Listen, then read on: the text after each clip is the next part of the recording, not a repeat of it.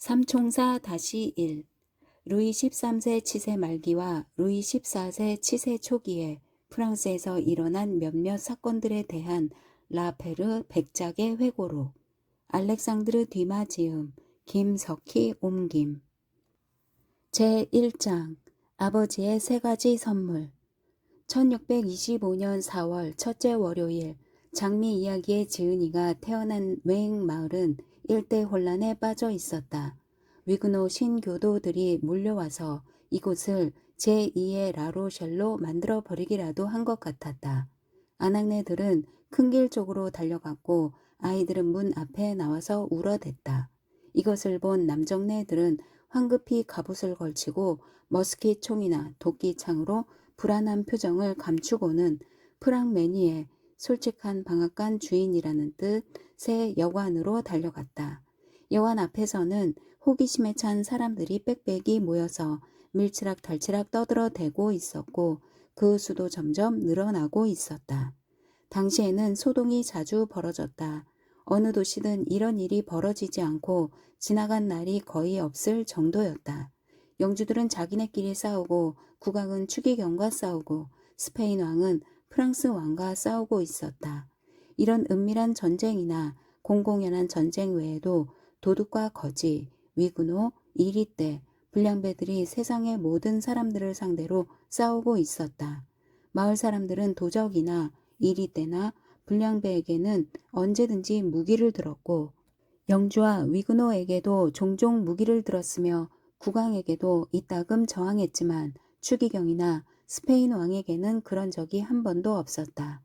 이런 버릇이 몸에 배어 있었기 때문에 1625년 4월 첫째 월요일에 시끄러운 소리를 들은 마을 사람들은 노란색과 붉은색의 스페인 깃발도 보이지 않고 리슐리외 추기경의 표장도 보이지 않자 프랑메니의 여관으로 달려간 것이다. 여관에 도착하자 사람들은 그 소동의 원인을 저마다 눈으로 보고 확인할 수 있었다. 한 젊은이 때문이었는데 그의 초상화를 일필휘지로 그려보자면 18살의 돈키호테, 갑옷도 입지 않고 다리 보호대도 되지 않은 돈키호테, 푸른 바탕색의 포도주 찌꺼기 색과 하늘색을 합쳐놓은 듯한 묘한 색깔로 변해버린 모직 윗도리 차림의 돈키호테를 상상해 보기 바란다. 갸름하고 까무잡잡한 얼굴에 영리한 인상을 주는 툭 붉어진 광대뼈, 유난히 발달한 턱 근육은 베레모를 쓰지 않았어도 가스코뉴 사람이라는 확실한 증거지만 이 젊은이는 깃털이 달린 베레모까지 쓰고 있다. 총명해 보이는 커다란 눈에 코는 매부리 코지만 콧대가 가늘고 날렵하다.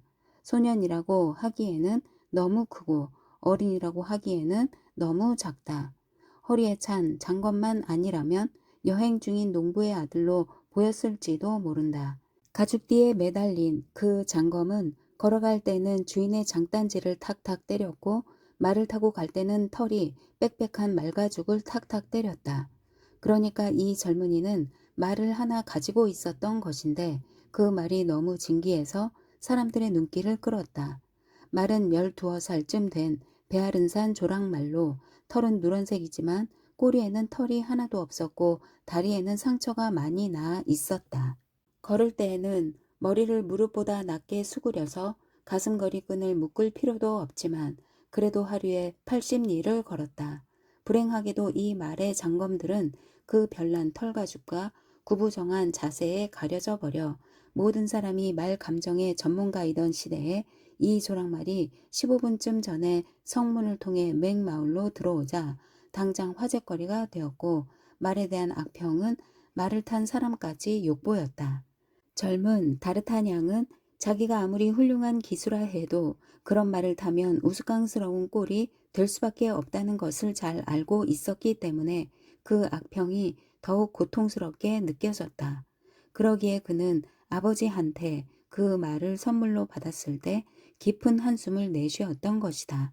이런 짐승이라도 값이 20리브르는 좋게 나간다는 것을 모르지 않았지만 이 선물을 주면서 아버지가 하신 말씀은 값을 매길 수 없을 만큼 귀중한 것이었다. 가스코니의 귀족 노인은 앙리 4세도 끝내 고치지 못했던 순수한 베아른 사투리로 이렇게 말했다. 아들아, 이 말은 지금부터 13년 전쯤에 우리 집에서 태어나 그 후 줄곧 여기서 살았다.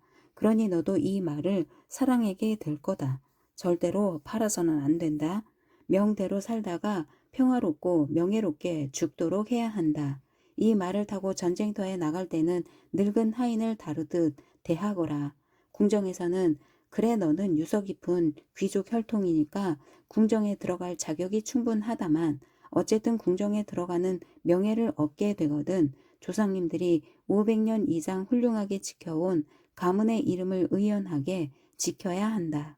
너를 위해서나 내 주위 사람들 그러니까 일가 친척과 친구들을 위해서라도 국왕 폐하와 추기경 예하를 빼고는 누구의 모욕도 참으면 안 된다. 요즘엔 귀족이 출세하는데 필요한 건 오직 용기뿐이다. 잠시라도 겁을 먹으면 바로 그 순간 모처럼 찾아왔던 행운도 달아나고 말 것이다. 너는 젊다. 그리고 너에겐 용감하지 않으면 안 될 이유가 두 가지 있으니 첫째는 내가 가스코뉴 사람이라는 것이고 둘째는 내 아들이라는 것이다. 기회가 왔을 때 꽁무니를 빼지 말고 모험을 추구하도록 해라. 검술은 나한테 배웠고 너의 다리는 무쇠 같고 주먹은 강철 같다. 싸워야 할 때는 언제든지 싸워라. 결투가 금지되어 있으니 싸우려면 갑절에 용기가 필요하니까 더더욱 싸워라. 아들아, 내가 줄 수 있는 것은 은화 15에키와 조롱말과 방금 들려준 충고뿐이다. 내 어머니가 어느 집시 여자한테 배운 비방을 너에게 가르쳐 줄 텐데 심장만 다치지 않으면 어떤 상처라도 그 비방으로 고칠 수 있단다. 이 모든 것을 유용하게 쓰도록 하고 오랫동안 행복하게 살아라. 끝으로 한마디만 더 하마. 너에게 본보기를 하나 보여주고 싶은데 그렇다고 내 이야기는 아니다. 나로 말할 것 같으면 궁정에는 나가본 적도 없고 종교전쟁의 지연병으로 참전한 것이 전부이기 때문이다. 내가 이야기하려는 사람은 옛날 이웃에 살았던 트레빌 씨인데 그분은 어렸을 때 우리의 국왕이신 루이 13세와 함께 어울리는 영광을 누렸지. 이따금 장난이 지나쳐 싸움이 되는 경우도 있었는데 그런 싸움에서 폐하가 늘 이긴 것도 아니란다. 때로는 얻어맞기도 했는데 그랬기 때문에 오히려 폐하께서는 트레빌 씨에게 깊은 존경과 우정을 품게 되었지. 나중에 트레빌 씨는 처음으로 파리에 올라가는 길에 이런저런 사람들과 5번이나 싸웠고 선왕께서 돌아가신 뒤부터 어린 왕이 성인이 될 때까지 전쟁은 빼고 7번 전투를 벌였고 왕이 성인이 된 뒤부터 오늘날까지 아마도 100번은 결투를 벌였을 것이다. 그래서 결투를 금지하는 칙령과 폐하의 경고 서한에도 불구하고 트레빌 씨는 지금 총사대 대장, 다시 말해 근위대의 우두머리로서 폐하의 지극한 신임을 받고 있으며 누구나 알고 있듯이 천하에 두려울 게 없다는 추기경도 그분만은 두려워하고 있지. 게다가 트레빌 씨는 1년에 1만 에퀴의 녹봉을 받고 있단다. 그러니까 대단한 거물이 되신 거지. 하지만 그분도 처음 시작할 때는 지금의 너와 다를 게 없었어. 이 편지를 가지고 그분을 찾아가거라. 그분처럼 되기 위해서는 그분을 잘 본받아야 한다. 이렇게 말하고 나서 아버지는 자신의 검을 아들에게 넘겨주고 아들의 두 볼에 다정하게 입을 맞추며 축복해 주었다. 그가 아버지의 방에서 나오자 어머니가 그 별난 비방을 손에 들고 기다리고 있었다. 아버지한테 방금 전에 들은 조언을 따르면 이 약방문은 꽤 쓸모가 있을 것이다. 어머니와의 작별은 아버지보다 훨씬 길고 다정했다. 다르타냥 씨가 하나뿐인 아들을 사랑하지 않았다는 뜻은 아니지만 그는 남자였고 감정을 드러내는 것은 남자답지 못한 짓이라고 생각했을 것이다. 반면에 다르타냥 부인은 여자였고 게다가 어머니였기 때문에 펑펑 눈물을 쏟았다. 아들 다르타냥은 총사대원을 꿈꾸는 남자로서 의연한 태도를 잃지 않으려고 애썼지만 자연스러운 본능을 이기지 못하고 눈물을 쏟으면서 넘쳐 흐르는 눈물의 절반을 간신히 감추었을 뿐이다. 젊은이는 그날로 당장 아버지한테 받은 3가지 선물, 즉 은화 15에키와 조랑말과 트레빌 씨에게 전할 편지를 가지고 집을 떠났다. 물론 아버지의 충고는 그 세 가지 선물 위에 덤으로 얹어서 가져갔다. 이런 휴대품을 지닌 다르타냥은 좀 전에 내가 역사가로서의 의무 때문에 그의 모습을 묘사할 필요가 생겼을 때 비교 대상으로 선택한 세르반테스의 주인공을 겉모습만이 아니라 내면적으로도 정확히 복사해 놓은 듯 했다. 돈키호테는 풍차를 거인으로 착각하고 양떼를 군대로 착각했지만 다르타냥은 남들이 미소만 지어도 그것을 모욕으로 착각하고 남들이 바라보기만 해도 그것을 도전으로 착각했다. 그 결과 타르브에서 맨까지 오는 동안 그는 줄곧 주먹을 불끈 쥐고 있었고 하루에도 10번은 칼자루로 손을 가져가곤 했다. 그래도 주먹은 누구의 턱으로도 날아가지 않았고 칼도 칼집을 떠난 적이 없었다. 그 비참한 누런색 조랑말에 꼬락서니를 본 행인들마다 얼굴에 미소가 번졌지만 말 위에서 장검이 철거덕거리고 그 장검 위에서는 거만하다 못해 사나운 눈이 번뜩이고 있었기 때문에 행인들은 터져 나오는 웃음을 꾹 눌러 참거나 도저히 참을 수 없는 경우에는 옛날 가면처럼 얼굴 한쪽으로만 웃으려고 애썼다. 그래서 다르타냥도 이 불운한 마을 맹에 당도할 때까지는 그 민감한 감수성에 상처를 받지 않고 어떻게든 위엄을 유지할 수 있었다. 그런데 다르타냥이 프랑 매니의 여관 앞에 말을 세웠는데도 아무도, 그러니까 여관 주인이나 종업원이나 말구종 어느 누구도 그가 말에서 내리는 것을 거들러 나오지 않았다. 그래서 다르타냥은 혼자 말에서 내리다가 반쯤 열린 아래층 창문을 통해 건장한 체구의 태도가 거만한 귀족을 보았다. 그 귀족은 약간 찌푸린 표정으로 두 사람에게 뭐라고 말하고 있었고 두 상대는 공손한 태도로 귀족의 말을 경청하고 있었다. 당연히 다르타냥은 평소 습관대로 그들이 자기를 두고 이러쿵저러쿵 입방아를 찢고 있으려니 생각하고 귀를 기울였다. 이번에는 다르타냥의 생각이 절반만 틀렸는데 그들의 입방아에 오른 것은 다르타냥이 아니라 그의 조랑말이었기 때문이다. 그 귀족은 두 상대에게 말의 특징을 하나하나 열거하고 있는 모양이었고 아까도 말했듯이 듣는 사람들은 말하는 사람에게 아주 공손한 태도를 보이고 있었기 때문에 말끝마다 큰 소리로 웃음을 터뜨렸다. 지금은 미소만 지어도 젊은이의 성질을 건드리기에 충분했을 텐데 그토록 요란하게 웃어대기까지 했으니 그것이 그에게 어떤 영향을 미쳤을지는 상상하고도 남을 것이다. 하지만 다르타냥은 자신을 비웃고 있는 그 건방진 작자의 면상부터 먼저 확인해 두고 싶었다. 그래서 거만한 눈길을 그 낯선 남자의 얼굴에 고정시키고 유심히 살펴보니 나이는 40살 내지 45살쯤 되어 보이고 검은 눈은 사람을 꿰뚫어 보는 것처럼 날카롭고 피부는 창백하고 코는 눈에 잘 띄게 우뚝 솟았고 검은 콧수염은 잘 다듬어져 있었다. 몸에 딱 맞는 자주색 윗도리와 무릎까지 내려오는 반바지를 입었고 같은 색깔의 허리띠를 메었고 대다수 사람들과 마찬가지로 속에 입은 셔츠가 드러나도록 슬릿을 냈을 뿐 다른 장식은 전혀 없었다. 윗도리와 반바지는 모두 새 것이었지만 오랫동안 여행 가방 속에 넣어둔 것처럼 구겨져 있었다. 다르타냥은 꼼꼼한 관찰자의 눈으로 재빨리 이 모든 것을 확인했다. 그것은 그 미지의 사내가 앞으로 자신의 인생에 큰 영향을 미치리라는 것을 본능적으로 느꼈기 때문일 것이다. 다르타냥이 자주색 윗도리에 귀족을 뚫어져라 바라보고 있던 바로 그때 그 귀족은 베아른산 조랑말에 대해 험악하고 심오한 설명을 하고 있던 참이었다. 그의 말을 듣고 있던 두 사람은 웃음을 터뜨렸고 귀족 본인도 평소와는 다르게 희미한 미소가 안면 위를 정처 없이 헤매도록 내버려 두었다. 이번에는 의심할 여지가 없었다. 저놈은 나를 비웃고 있는 게 분명해. 이렇게 확신한 다르타냥은 베르무를 눈두덩까지 눌러쓰고는 가스코뉴에서 여행 중인 귀족들을 보고 배운 궁정인들의 몸짓을 흉내 내려고 애쓰면서 한 손은 칼자루에 또 한 손은 엉덩이에 대고 앞으로 나섰다. 그러나 안타깝게도 앞으로 나아갈수록 치밀어 오르는 분노에 점점 눈이 멀어버렸다. 그래서 상대에게 도전하기 위해 준비해둔 근엄하면서도 오만한 말은 어디론가 사라지고 그의 혀끝에서는 야비한 인품을 드러내는 말이 튀어나오고 말았다.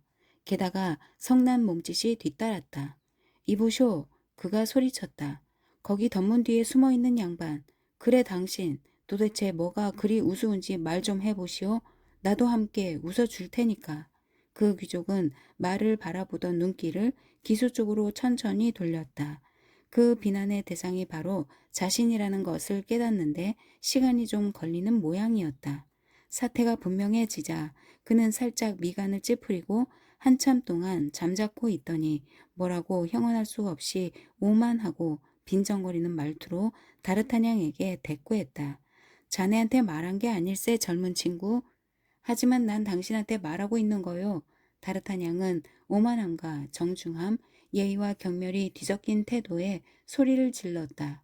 미지의 사내는 엷은 미소를 머금은 채 잠시 다르타냥을 바라보다가 창문에서 물러났다. 그러고는 천천히 여관에서 나와 다르타냥과 두어 걸음 떨어진 곳까지 다가와서 말과 마주보는 위치에 우뚝 섰다. 그의 태어난 거동과 빈정거리는 표정을 보고 창가에 머물러 있던 두 일행은 더 큰 소리로 웃어댔다. 다르타냥은 그가 다가오는 것을 보고 칼을 칼집에서 한 뼘쯤 뽑았다. 이 말은 분명히 미나리아 제비꽃 색깔을 띠고 있군. 아니, 젊었을 때는 그랬을 거야. 미지의 사내는 말을 계속 살펴보면서 창가에 서 있는 일행에게 말했다. 화가 난 다르타냥은 사내와 일행들 사이에 서 있었지만 사내는 그의 분노를 아랑곳하지도 않았다. 식물학에서는 잘 알려진 색깔이지만 말이 이런 색깔을 가진 경우는 아주 드물지. 감히 주인을 비웃지 못하는 놈들이나 말을 비웃는 법이야. 다르타냥이 화를 참지 못하고 소리쳤다. 난 자주 웃는 편이 아닐세, 젊은 친구. 내 얼굴을 보면 자네도 알 수 있을 걸세. 하지만 그래도 웃고 싶을 때 웃을 수 있는 권리는 지키고 싶군. 하지만 난 말이오. 남이 웃는 게 싫을 때는 아무도 웃지 말았으면 좋겠소. 그래요? 미지의 사내가 어느 때보다 침착하게 말을 이었다.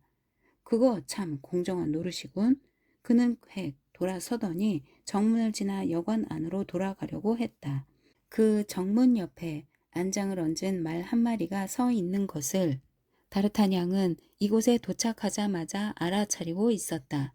하지만 다르타냥은 건방지게도 자신을 비웃은 자가 그런 식으로 가버리는 것을 가만히 보고만 있을 성격이 아니었다. 그는 칼집에서 칼을 빼들고 사내를 쫓아가면서 소리쳤다. 돌아서, 이 빈정대기 좋아하는 양반아. 어서 돌아서. 뒤에서 공격하고 싶지는 않으니까. 나를 공격한다고? 사내가 빙그르르 돌아서서 경멸과 놀라움이 뒤섞인 눈으로 젊은이를 바라보면서 말했다. 이봐 젊은이, 자네 돌았나? 그러고는 혼잣말이라도 하는 것처럼 낮은 목소리로 말을 이었다. 정말 유감이군. 총사대에 지원할 용사들을 백방으로 찾고 계시는 폐하를 위해서는 더없이 좋은 신병감인데. 그가 말을 끝내기가 무섭게 다르타냥은 힘껏 칼을 뻗어 그를 찔렀다. 그가 뒤로 펄쩍 뛰어 물러서지 않았다면 그게 그의 마지막 농담이 되었을 것이다. 미지의 사내는 그제야 농담으로 웃어넘길 상황이 아님을 깨닫고 칼을 빼들었다. 그러고는 상대에게 꾸벅 예의를 차린 다음 진지하게 방어 태세를 갖추었다.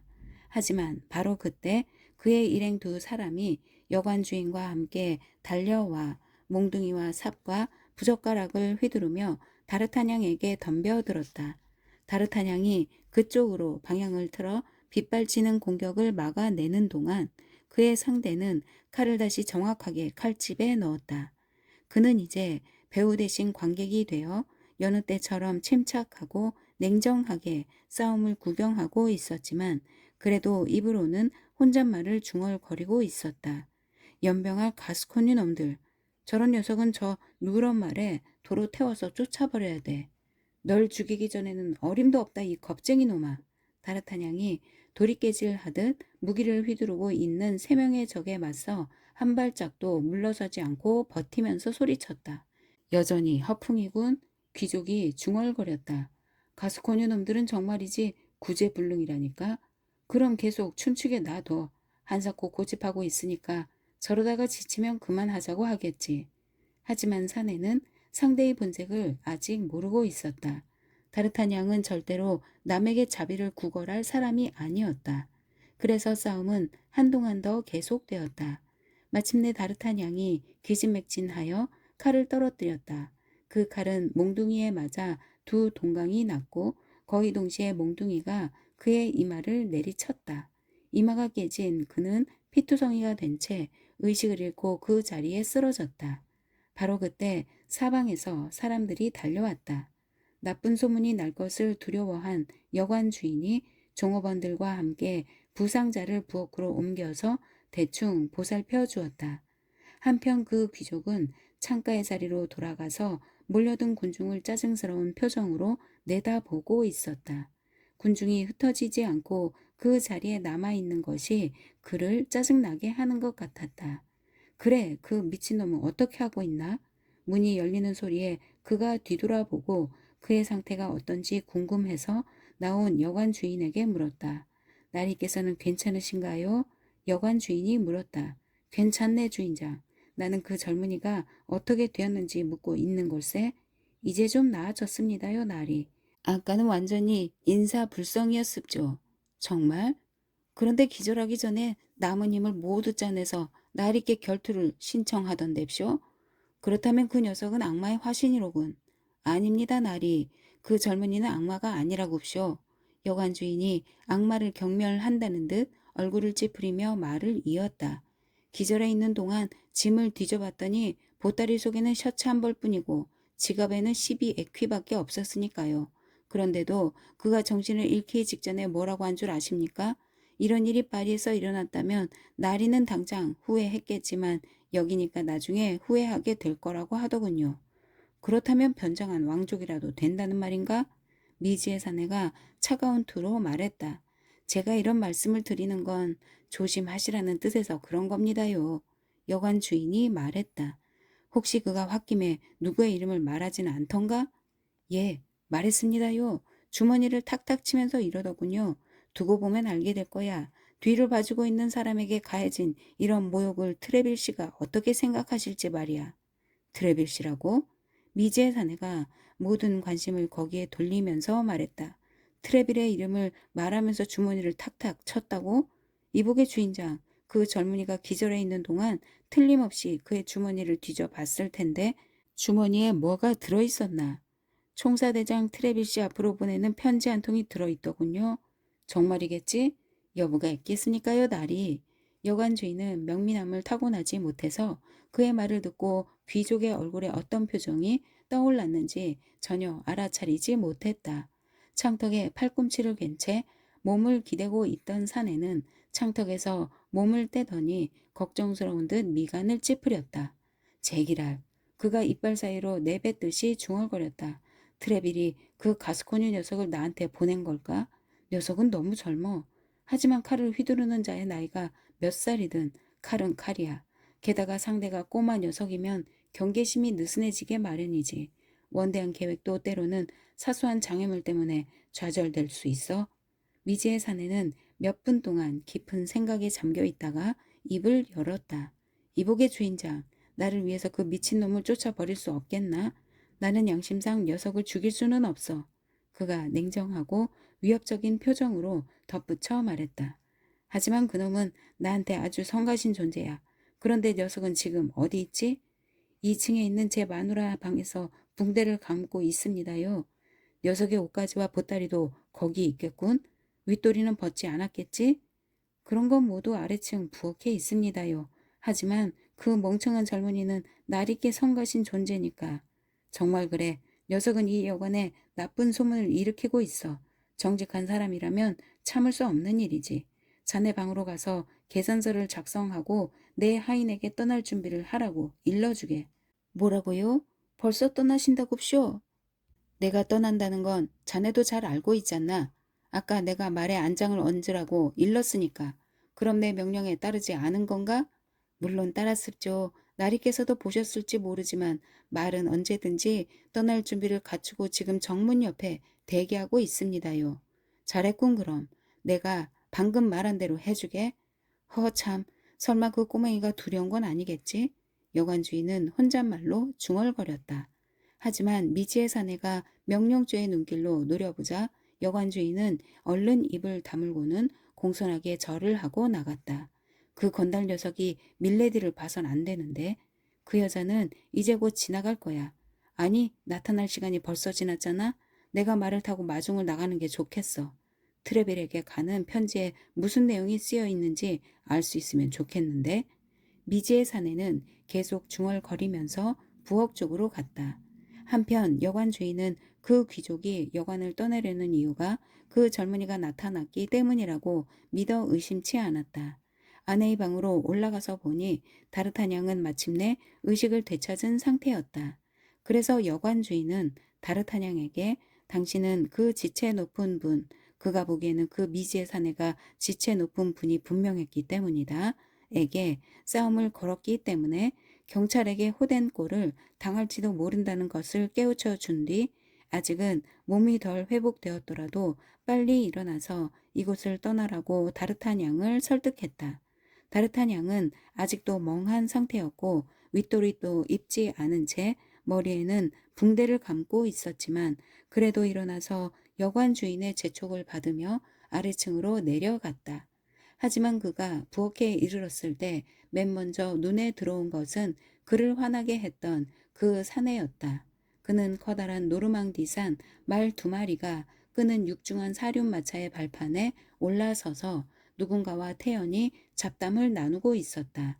그와 대화를 나누고 있는 상대의 얼굴이 마차의 창틀 너머로 보였다. 20살이나 22살쯤 되어 보이는 여자였다. 다르타냥이 얼마나 눈썰미가 좋은지는 앞에서 이야기했다. 그는 그 여자가 젊고 아름답다는 것을 첫눈에 알아보았다. 게다가 그 미모는 다르타냥이 여태 살아온 남쪽 지방에서는 볼 수 없는 이국적인 아름다움이었기 때문에 더욱 깊은 인상을 주었다. 그녀는 피부가 하얗고 금발의 고수머리가 어깨 위에 드리워져 있었다. 우수를 머금은 커다란 푸른 눈과 장밋빛 입술, 설화석꽃처럼 희고 매끄러운 손. 그녀는 미지의 사내와 아주 활기차게 이야기를 나누고 있었다. 그래, 예하께서 저에게 내리신 분부는? 여자가 말했다. 지금 당장 영국으로 돌아가서 공작이 런던을 떠나는지 여부를 곧바로 알려달라는 거요. 다른 지시사항은요? 미모의 여행자가 물었다. 그건 이 상자에 들어있소. 하지만 해협을 건너갈 때까지는 열어보면 안 됩니다. 알았어요. 그럼 당신은요? 어떻게 하실 거죠? 파리로 돌아갈 거요. 그 건방진 꼬마를 혼내지도 않고요. 여자가 물었다. 미지의 사내가 대답하려고 입을 연 순간 이야기를 듣고 있던 다르타냥이 문간에서 뛰쳐나왔다. 혼내는 건 그 건방진 꼬마 쪽이다. 다르타냥이 외쳤다. 이번에는 아까처럼 주랭랑 치지 않겠지? 주랭랑? 미지의 사내가 눈살을 찌푸리며 말했다. 그래, 숙녀 앞에서는 감히 달아나지 않겠지? 잘 생각하세요. 귀족이 칼을 뽑으려는 것을 보고 귀부인이 외쳤다. 조금만 늦어도 모든 게 숲으로 돌아갈 수 있어요? 옳은 말이요. 귀족이 외쳤다. 그럼 당신도 어서 떠나시오. 나도 곧 떠날 테니. 그는 여자에게 고개를 끄덕여 작별 인사를 하고 훌쩍 몸을 날려 말에 올라탔다. 그러자 사륜마차의 마부도 말들에게 힘껏 채찍을 가했다. 대화를 나누던 두 사람은 그렇게 전속력으로 말을 달려 서로 반대 방향으로 멀어져 갔다. 이봐요, 숙박비는 내셔야죠. 여관 주인이 소리쳤다. 손님이 계산도 하지 않고 떠나는 것을 본 순간 손님에 대한 호의는 깊은 경멸로 바뀌었다. 전 녀석한테 돈을 줘라. 귀족은 여전히 말을 달리면서 하인에게 소리쳤다. 하인은 은화 2셋잎을 여관 주인의 발치에 던지고는 서둘러 주인을 쫓아갔다. 야, 이 비겁한 놈아! 야, 치사한 놈아! 야, 가짜 귀족아! 다르타냥이 하인을 쫓아 달리면서 고래고래 고함쳤다. 하지만 머리를 다친 데다 몸도 쇠약해져 있어서 그런 격한 동작을 견뎌낼 수 없었다. 10걸음도 가기 전에 귀가 울리고 현기증이 났다. 피가 눈으로 흘러내려 안개라도 낀 것처럼 흐릿해졌다. 그는 길 한복판에 쓰러졌지만 그래도 입으로는 여전히 외치고 있었다. 비겁한 놈, 비겁한 놈, 비겁한 놈. 정말 비겁한 놈이군요. 여관 주인이 다르타냥에게 다가가면서 중얼거렸다. 한 우화에서 외가리가 달팽이에게 아첨하듯 그도 아첨으로 가엾은 젊은이와 화해하려고 애썼다. 그래 정말 비겁한 놈이야. 다르타냥이 중얼거렸다. 하지만 그 여자는 정말 아름답던데. 여자라니 누구요? 여관 주인이 말했다. 그 귀부인 말이오. 다르타냥이 중얼거렸다. 그러고는 다시 기절해버렸다. 이래저래 마찬가지야. 여관 주인이 말했다. 두 사람은 놓쳤지만 이 녀석은 건졌으니까. 적어도 며칠은 묵을 게 분명해. 그러면 10일 에퀴는 벌 수 있을 거야. 10일 에퀴란 다르타냥의 지갑에 남아있는 금액을 말한다. 여관 주인은 다르타냥의 회복 기간을 10하루로 잡고 하루에 1에퀴씩이면 10일 에퀴가 제 주머니에 들어올 거라고 계산했지만 정작 손님은 계산에 넣지 않았다. 다르타냥은 이튿날 새벽 5시에 일어나서 혼자 부엌으로 내려오더니 포도주와 기름과 로즈메리를 달라고 했다. 그 밖에도 여러 가지 재료를 요구했지만 그 목록은 전해지지 않았다. 다르타냥은 어머니한테 받은 비방을 손에 들고 그 재료들을 가지고 비약을 만들어 상처에 바르고 스포를 손수 갈았을 뿐 그 밖에는 어떤 약도 거부했다. 집시 여자의 비방이 효험이 있었는지 의사가 없었던 것도 도움이 되었을 테지만 어쨌든 다르타냥은 바로 그날 저녁부터 일어설 수 있었고 이튿날 아침에는 상처도 거의 다 아물었다. 하지만 다르타냥이 로즈메리와 기름과 포도주의 값을 치르러 가서 보니 그동안 아무것도 먹지 않았으니까 약을 만드는 데 든 재료 값만 추가로 내면 될 텐데 여관 주인의 말에 따르면 그의 누런말이 그 몸집을 보고 사람들이 보통 상상할 수 있는 것보다 3배나 많은 양의 여물을 먹었다는 것이다.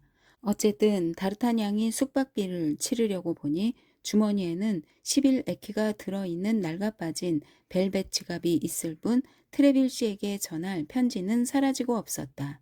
젊은이는 조바심 치며 그 편지를 찾기 시작했다. 주머니란 주머니는 죄다 20번씩 뒤집어 보고 자루도 몇 번이고 뒤져 보았지만 편지는 흔적도 없었다. 편지가 사라졌다는 확신이 들자 그는 3번째로 분노의 발작을 일으켰다. 그래서 하마터면 또다시 포도주와 기름의 신세를 질 뻔했다. 편지를 찾아내지 못하면 여관에 있는 것들을 모조리 때려 부수겠다고. 그 고집불통에 젊은이가 더욱 열을 받아 협박하는 것을 보고 여관 주인은 벌써 창을 들고 있었고 마누라는 빗자루를 들고 있었고 종업원들은 이틀 전에 다르타냥을 때려 눕힌 몽둥이를 들고 있었기 때문이다. 내 소개장! 다르타냥이 소리쳤다. 내 소개장을 내놔. 안 내놓으면 당신들 모두 맷새처럼 꼬챙이에 꿰어버릴 거야. 그러나 불행히도 젊은이는 이 협박을 실행에 옮길 수 있는 형편이 아니었다. 앞에서 말했듯이 먼저 번 싸움에서 그의 칼이 동강나 버렸기 때문이다. 그는 이 사실을 까맣게 잊고 있었다. 그래서 실제로 칼을 빼들고 보니 칼날이 한 뼘 남짓밖에 남아있지 않았다. 그것도 여관 주인이 챙겨서 칼집에 꽂아둔 것이고 나머지 칼날은 주방장이 솜씨를 발휘하여 고기 꼬챙이로 만들어버렸다. 하지만 손님의 불평이 지당하다는 것을 여관 주인이 인정했기에 망정이지 그렇지 않았다면 이 정도 속임수로는 성마른 젊은이의 행패를 막지 못했을 것이다. 그런데 정말이지 편지가 어디 갔지? 여관 주인이 창을 내리면서 말했다. 그래 편지가 어디 있느냔 말이야. 다르타냥이 소리쳤다. 먼저 경고해두겠는데 그 편지는 총사대장 트레빌 씨에게 드릴 거다. 그러니 반드시 찾아야 돼. 찾지 못하면 그분이 직접 나설 거야. 그분은 그걸 찾는 법을 알고 있을 테니까. 이 협박에 여관 주인은 완전히 겁을 먹었다. 트레빌 씨는 군인들 사이에서는 물론 민간인들 사이에서도 국왕과 추기경 다음으로 자주 입에 오르는 이름이었기 때문이다. 물론 조제프 신부도 있었지만 리슐리 외 추기경의 측근으로 마쿠의 추기경이라는 별명이 붙은 조제프 신부는 너무나 강한 공포심을 불러일으켰기 때문에 사람들이 그의 이름을 말할 때는 언제나 숨죽인 소리로 속삭이곤 했다. 그래서 여관 주인은 창을 내던지고 아내와 종업원들에게도 빗자루와 몽둥이를 버리라고 말한 다음 솔선수범하여 사라진 편지를 직접 찾기 시작했다. 그 편지에 뭔가 중요한 거라도 들어있나요?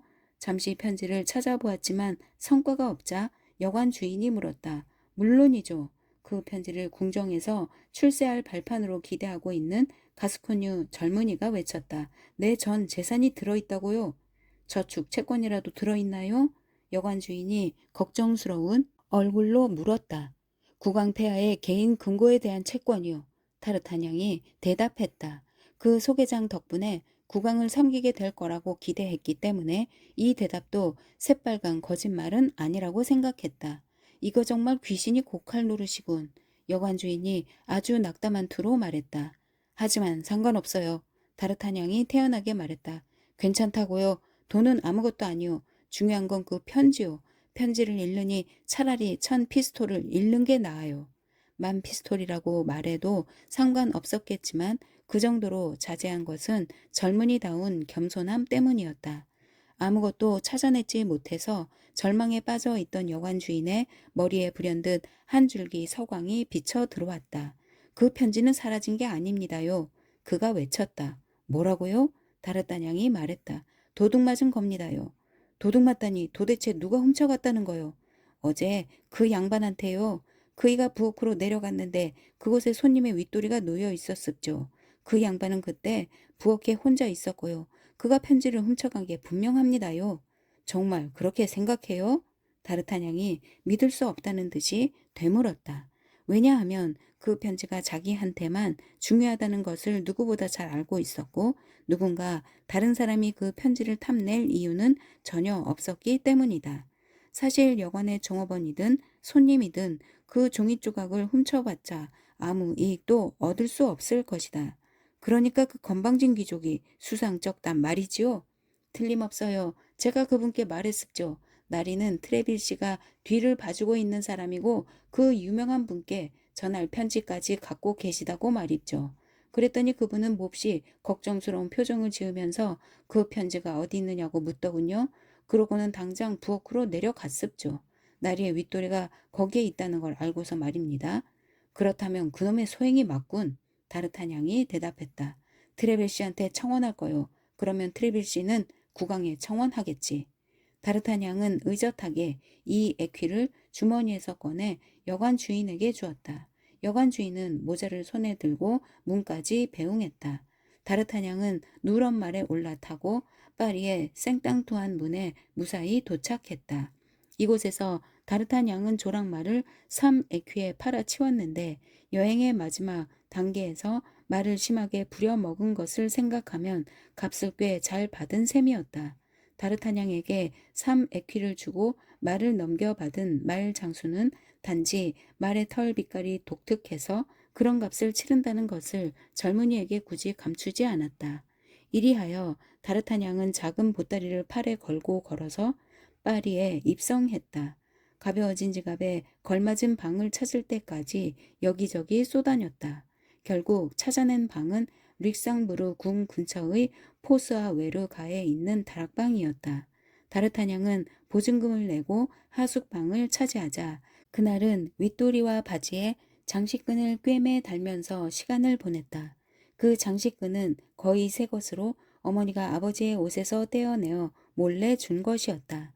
이 일이 끝나자 다르타냥은 페라유 둑길로 가서 칼에 새 날을 끼웠다. 그런 다음 루브르 궁 쪽으로 가서 처음 만난 총사대원에게 트레빌 씨의 저택이 어디냐고 물었다. 알고 보니 트레빌 씨의 저택은 비웨 콜롱비에 가에 있었는데 다르타냥이 얻은 하숙방 근처였다. 이렇게 일이 잘 풀리는 것이 그에게는 이번 여행의 성공을 예고하는 좋은 조짐으로 여겨졌다. 그 후 다르타냥은 맹 마을에서 있었던 행동에 만족하고 과거에 대한 아무런 후회도 없이 현재에 대해 자신만만하고 미래에 대한 희망으로 가득 차서 잠자리에 들었고 용감한 젊은이답게 곧바로 골아 떨어졌다. 시골의 생활 습관이 아직 남아있는 탓에 그는 아침 9시까지 잠을 자고 일어나 아버지가 프랑스 왕국의 세 번째 인물로 평가한 그 유명한 트레빌 씨를 만나러 길을 나섰다. 제2장 트레빌 씨의 대기실. 트레빌 씨도 사회에 처음 나왔을 때는 다르타냥과 다를 게 없었다.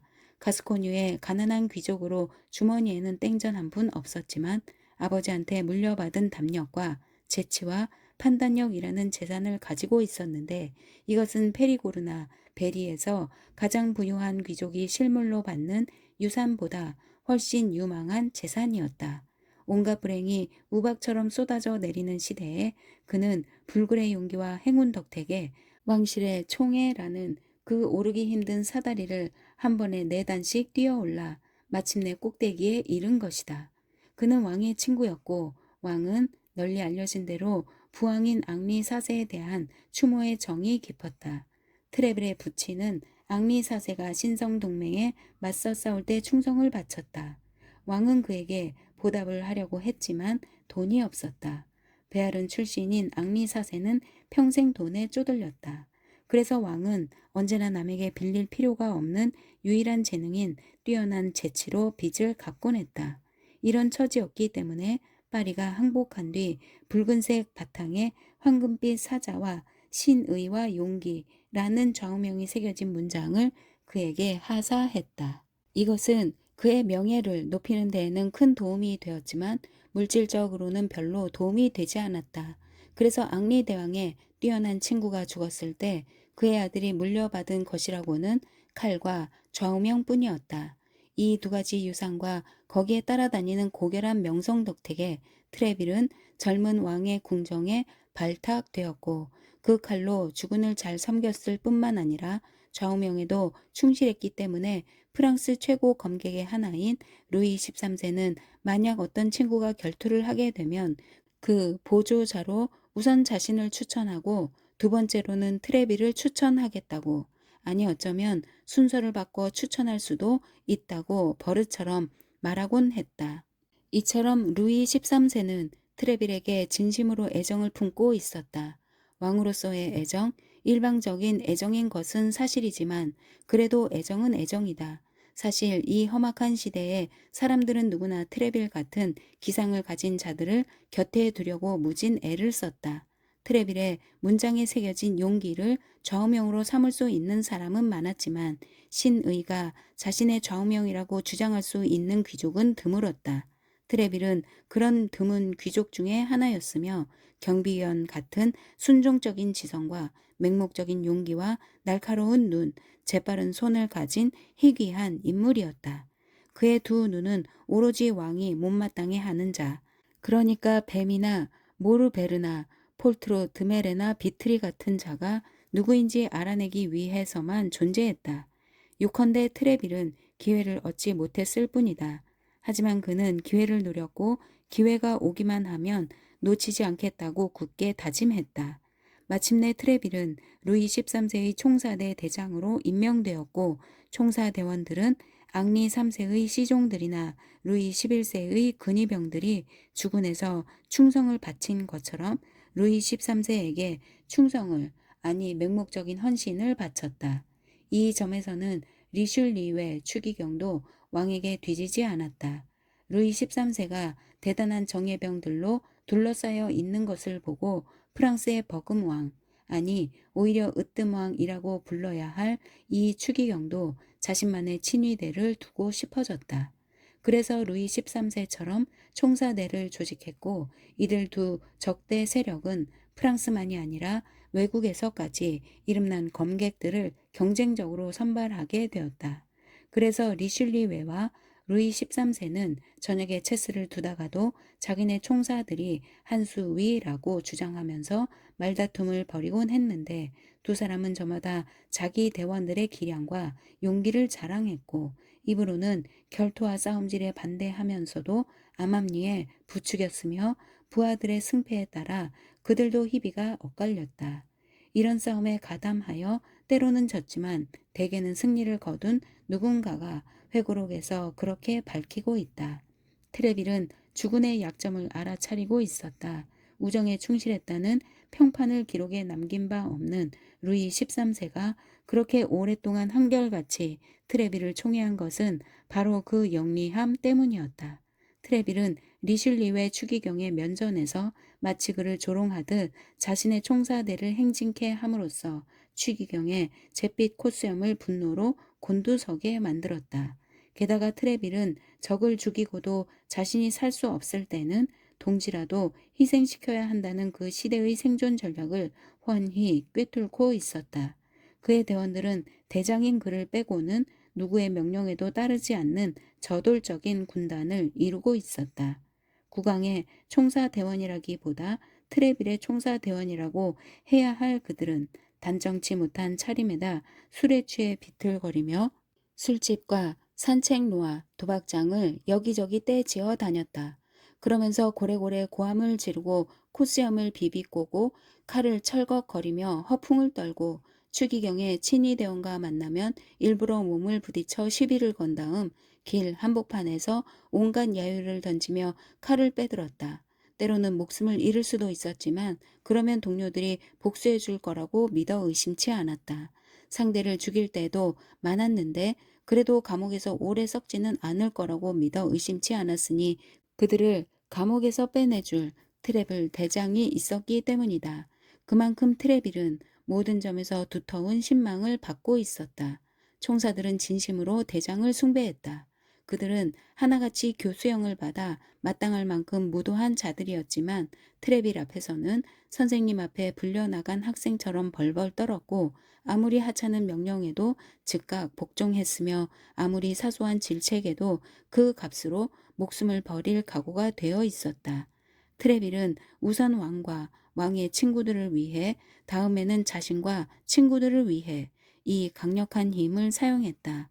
게다가 그 시대의 회고록은 많이 남아있지만 어떤 회고록에도 이 훌륭한 귀족이 남에게 비난을 받았다는 이야기는 나오지 않는다.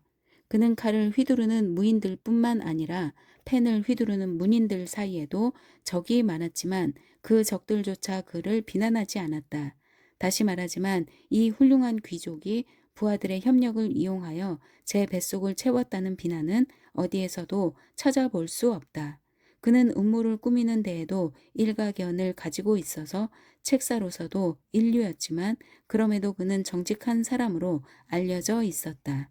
게다가 격렬한 칼싸움과 몸이 녹초가 될 만큼 고된 훈련에도 불구하고 파리 최고의 멋쟁이, 여성들에게 친절한 바람둥이, 세련된 말솜씨로 달콤한 말을 잘하는 당대 최고의 달변가이기도 했다. 20년 전에 바송 피에르의 연문이 화제거리가 되었듯이 트레빌의 연문도 사람들의 입에 오르내렸다. 이렇게 총사대장은 존경과 두려움과 흠모의 대상이었는데 이것이야말로 인간이 누릴 수 있는 최고의 행복일 것이다. 루이 14세는 스스로 눈부신 빛을 발하여 모두에게 똑같이 비춤으로써 궁정의 작은 별들을 모두 흡수했지만 그의 부왕인 루이 13세는 모두에게 똑같이 않게 비추는 태양으로서 총애하는 신하들이 저마다 빛을 낼 수 있도록 허락했고 그래서 그의 궁정인들은 저마다 나름의 가치를 발휘할 수 있었다. 국왕과 추기경의 아침 접견 이외에 당시 파리에는 아침 접견을 가지는 명사가 200명이 넘었는데 그 중에 트레빌은 가장 인기 있는 인물이었다. 그의 저택은 비웨 콜롱비에 가에 자리 잡고 있었다. 그 앞마당은 병영을 연상시켰는데 여름에는 아침 6시부터 겨울에는 8시부터 법석거리기 시작했다. 당당한 규모를 과시하기 위해 5, 60명씩 교대하는 총사들이 무슨 일이 일어나도 즉각 대처할 수 있도록 완전 무장을 갖춘 채 끊임없이 돌아다녔다. 계단들은 오늘날이라면 집이라도 한 채 세울 수 있을 만큼 거대했는데 트레빌에게 뭔가 청탁할 일이 있어서 찾아온 파리 사람들, 총사대에 지원하러 찾아온 시골 귀족들, 각양각색의 옷차림으로 모양을 내고 주인의 전가를 트레빌에게 전하러 온 하인들이 줄지어 그 계단을 오르내렸다. 대기실에서는 선택받은 자들, 즉 부름을 받고 온 사람들이 둥그렇게 늘어놓은 벤치에 앉아 있었다. 이곳에서는 아침부터 밤까지 왁자지껄한 소동이 계속되었다. 트레빌은 이 대기실 옆에 있는 집무실에서 방문객을 맞이하고 청원을 듣고 명령을 내렸다. 그리고 창가로 가기만 하면 루브르 궁의 발코니에 서 있는 왕처럼 총사대를 열병할 수 있었다. 다르타냥이 그곳에 간 날은 엄청나게 많은 사람이 모여 있었다. 특히 시골에서 방금 올라온 촌뜨기에게는 더욱 엄청나게 느껴졌다. 이 촌뜨기는 가스코뉴 사람이었고 특히 당시에 가스코뉴 사람은 웬만해서는 기죽지 않는 것으로 유명했다. 하지만 일단 대못이 박힌 육중한 대문을 통과하면 앞마당에서 서로 소리를 지르며 말다툼하고 장난치며 지나가는 병사들에게 둘러싸이게 되었다. 이 거친 물결을 헤치고 나아가려면 장교이거나 대귀족이거나 아니면 아름다운 여자이거나 해야 했다. 그래서 우리의 젊은이는 가슴을 두근거리며 이 혼잡과 무질서를 뚫고 나아갔다. 장검은 여인 다리에 찰싹 붙이고 한 손은 모자챙을 잡고 얼굴에는 촌뜨기가 대담해 보이고 싶을 때 짓는 엷은 미소를 띠고 있었다. 한 무리를 지나치자 조금 여유 있게 숨을 내쉬었다.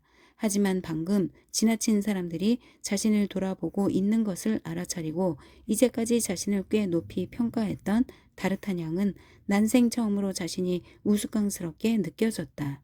그가 계단에 이르렀을 때에는 상황이 더욱 나빠졌다. 첫 번째 계단에서는 총사 4명이 검술 연습을 하고 즐기고 있었고 층계참에서는 연암은 명의 동료들이 차례를 기다리고 있었다. 넷 중 하나가 높은 계단에 칼을 빼들고 서서 나머지 셋이 올라오지 못하게 막고 있었다. 아니, 막으려 애쓰고 있었다. 아래쪽 세 사람은 날쌔게 칼을 휘두르며 위쪽 한 사람의 공격을 받아내고 있었다. 처음에 다르타냥은 그들의 무기가 끝이 뭉툭한 펜싱용 플레레일 거라고 생각했는데 몸에 상처가 나는 것을 보고 칼들이 모두 뾰족하고 날카로운 진짜 칼이라는 것을 알게 되었다. 그런데 누군가의 몸에 상처가 날 때마다 구경꾼들뿐만 아니라 싸우고 있는 본인들도 바보처럼 희죽희죽 웃어댔다. 그때 위쪽 계단을 차지하고 있던 사내가 상대들을 궁지로 몰아넣기 시작했다. 그들의 주위를 사람들이 에워싸고 있었다.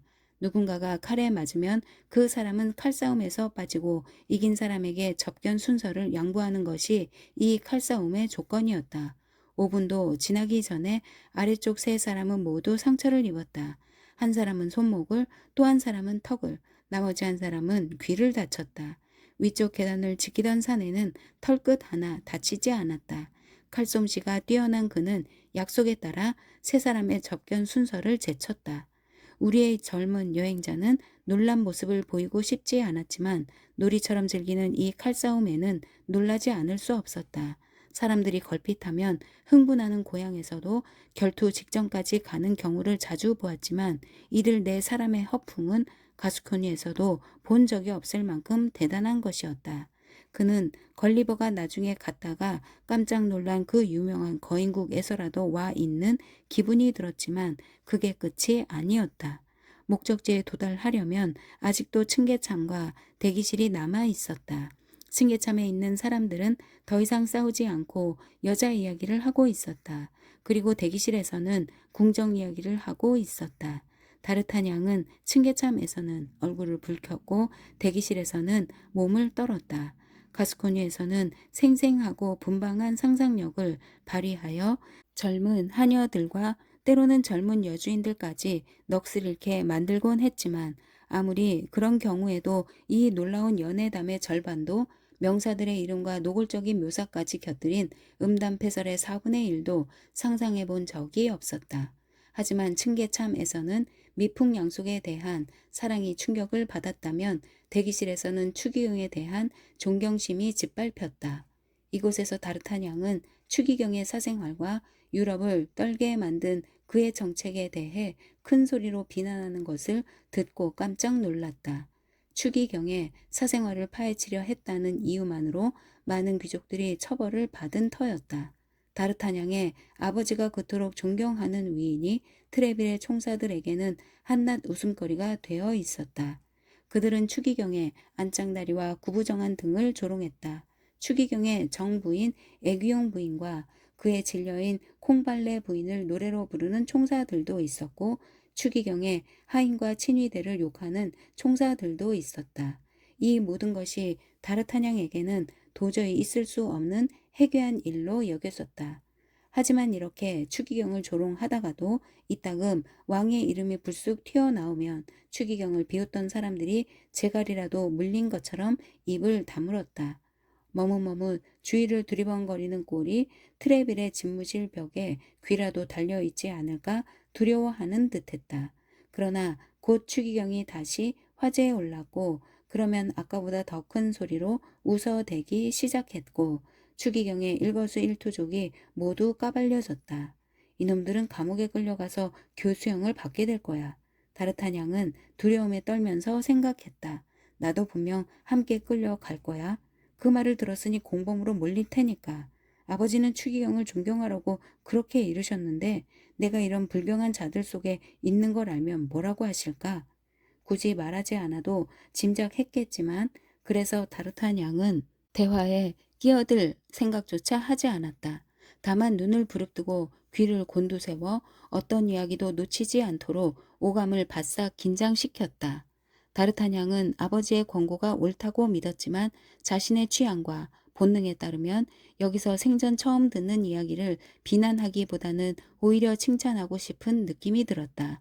하지만 그는 트레빌의 가신들에게 완전히 낯선 얼굴이었고 그가 이곳에 얼굴을 비친 것도 이번이 처음이었기 때문에 한 하인이 그에게 다가와서 무슨 일로 왔느냐고 물었다. 다르타냥은 공손하게 이름을 말하고 동향인의 자격으로 트레빌 씨를 잠깐 접견하게 해달라고 하인에게 간청했다. 그러자 하인은 보호자라도 되는 듯한 투로 적당한 기회에 그의 요청을 전해주겠노라고 약속했다. 처음에 놀라움이 조금 가라앉자 이제는 다르타냥도 주위 사람들의 옷차림과 생김새를 살펴볼 여유가 생겼다. 가장 활기에 차 있는 무리의 중심에는 키가 훤칠하고 오만하게 생긴 총사가 있었는데 그는 독특한 옷차림 때문에 주위 사람들의 이목을 끌었다. 그는 총사대 제복 대신 약간 색이 바래고 달아해진 하늘색 윗도리를 입고 있었다.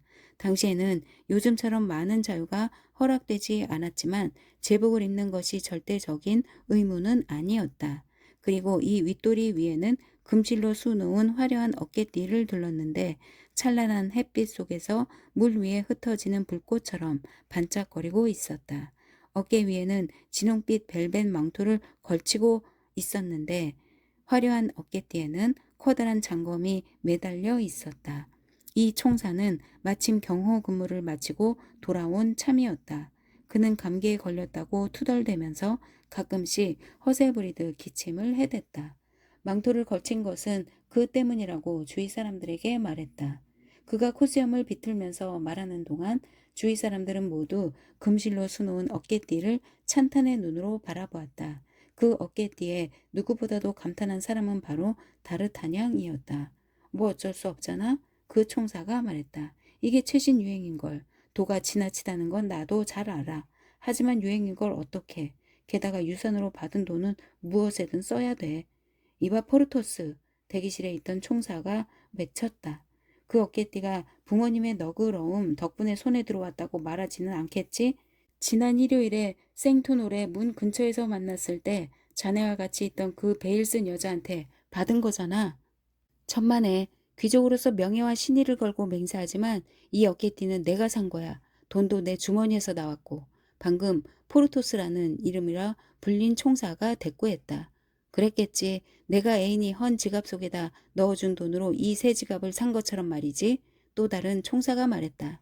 정말이라니까. 금화로 12 피스톨을 치렀다는 게 그 증거야. 포르토스가 받았다. 감탄은 커졌지만 의심은 여전히 남아 있었다. 안 그래, 아라미스?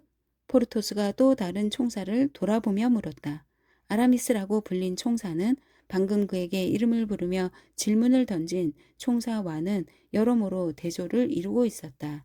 나이는 기껏해야 22~23살밖에 안 되어 보이고 순진하고 상냥한 표정에 검고 부드러운 눈, 가을에 무르익은 복숭아처럼 발그레하고 솜털이 보송보송한 볼을 가진 젊은이였다. 코 밑에는 가느다란 콧수염이 직선을 그리고 있었다. 혈관이 부풀어 오르기라도 할까봐 겁이 나서 손을 내리지 못하는 것 같았고 귀가 부드럽고 투명한 장밋빛을 유지하도록 이따금 귓불을 잡아당기는 버릇이 있었다. 평소에는 말수가 적고 느릿느릿 말하는 게 버릇이었다. 인사성이 밝았고 웃을 때는 하얗고 고운 이를 드러내면서 소리 없이 웃었다. 그는 온몸 곳곳을 세심히 관리하지만 그 중에서도 특히 치아에 신경을 많이 쓰는 듯했다. 친구의 질문에 그는 그렇다고 고개를 끄덕였다. 이 몸짓으로 어깨띠에 관한 의혹은 다 풀린 듯했다. 사람들은 계속 그 어깨띠에 감탄했지만 그것을 화제로 삼지는 않았다. 생각이 이런 식으로 방향을 바꾸었을 때 흔히 그렇듯이 대화가 갑자기 다른 주제로 옮아갔다. 샬레의 시종이 이야기한 것에 대해 어떻게들 생각해? 또 다른 총사가 물었지만 누구를 지목해서 물은 것이 아니라 그 자리에 있는 모든 사람에게 던진 질문이었다. 그가 무슨 이야기를 했는데? 포르토스가 우쭐대는 말투로 물었다. 브리셀에서 추기경의 앞잡이인 로슈포르가 카푸친의 수도사로 변장하고 다닌다는 걸 보았대. 그 괘씸한 로슈포르가 그 변장 덕에 레그를 감쪽같이 속였다는 거야. 하기야 녀석은 바보 멍청이니까. 정말 멍청이지. 포르토스가 받았다. 그런데 그게 확실해? 나도 아라미스한테 들었어. 그 총사가 대답했다. 정말이야? 그래, 포르토스. 자네도 잘 알고 있잖아. 어제 해주었으니까. 그러니 그 이야기는 이제 그만두세. 아라미스가 말했다. 그 이야기는 이제 그만두자고? 그게 자네 의견인가 보군. 포르토스가 다시 말을 이었다. 그 이야기는 이제 그만두자. 제기랄, 그 이야기를 끝내기는 아직 일러. 추기경은 한 남자를 계속 염탐했고 배신자, 불안당, 망나니를 시켜서 그분의 편지를 훔쳤고 샬레가 왕을 죽이고 무슈를 왕비와 결혼시키려 했다는 터무니없는 구실로 샬레의 목을 치게 했어. 이 수수께끼에 대해서는 아무도 몰랐는데 어제 자네가 알려주었기 때문에 우리 모두 기뻐했던 거야. 우리는 이 소식에 아직도 놀라고 있는데 자네는 이제 와서 그 이야기는 이제 그만두자고 말하는군. 그럼 계속해. 자네가 원하고 있으니까. 아라미스가 침착하게 받았다. 내가 만약 그 불쌍한 샬레의 시종이라면 로시포르란 놈은 나 때문에 골치 아팠을 거야. 포르토스가 고함쳤다. 그리고 자네는 그 루주 공작 때문에 적어도 15분 동안은 비참한 시간을 보내겠지. 아라미스가 대꾸했다. 아, 루주 공작. 만세, 만세, 만만세. 루주 공작. 포르토스가 손뼉을 치고 고개를 끄덕이면서 받았다. 루주 공작이라 참 멋진 말이군. 이 말을 널리 퍼뜨려야겠어. 이봐 아라미스, 자넨 정말 재치가 있어. 자네가 하느님의 소명에 따르지 않은 건 정말 유감이야. 정말 매력적인 신부가 되었을 텐데. 잠깐 늦어지는 것뿐이야. 아라미스가 대꾸했다. 언젠가는 신부가 될 테니까. 그래서 내가 신학 공부를 계속하고 있다는 건 자네도 알고 있잖아. 틀림없이 자네 소원대로 될 거야. 포르토스가 말을 받았다. 늦든 빠르든. 빠른 쪽이야. 아라미스가 말했다.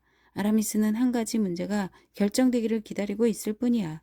그것만 결정되면 군복 뒤에 걸려있는 사제복을 다시 입겠지. 다른 총사가 말했다. 아라미스가 기다리고 있는 게 뭔데? 또 다른 총사가 물었다. 왕비님이 왕세자를 낳아줄 날을 기다리고 있지. 그 문제에 대해서는 농담하지 맙시다 여러분. 포르토스가 말했다. 다행히 왕비님은 아직 아기를 낳을 수 있는 나이야. 버킹엄씨가 프랑스에 와 있다는 소문이 들리던데. 아라미스가 빈정거리는 웃음소리를 내면서 말을 이었다. 그 웃음소리는 얼핏 단순해 보이는 이 말에 약간 불명예스러운 의미를 부여했다. 아라미스, 이번엔 자네가 틀렸어. 포르토스가 그의 말을 막아섰다. 그리고 자네의 재치는 언제나 도가 지나쳐서 탈이야. 대장님이 들을 수만 있다면 자네도 그렇게 지나친 말은 하지 않을 텐데. 나한테 설교하는 거야, 포르토스? 아라미스가 소리쳤다. 그의 온화한 눈 속에서 갑자기 번갯불이 번뜩이는 것 같았다. 총사가 되든지 신부가 되든지 둘 중 하나를 택해. 어느 쪽이든 하나만 택해야지. 둘 다면 곤란해. 포르토스가 대꾸했다. 이봐, 아토스도 요전에 말했지. 자네는 양다리를 걸치고 있다고 말이야. 아, 화내지 말게. 화내봤자 소용도 없을 테니까. 자네와 아토스와 내가 합의한 내용은 자네도 잘 알고 있잖아. 자네는 애교형 부인을 찾아가서 비율을 맞추더니 스브레즈 부인의 사촌인 부아트라시 부인을 찾아가서 그 부인의 호감을 샀다고 하더군. 오호 저런.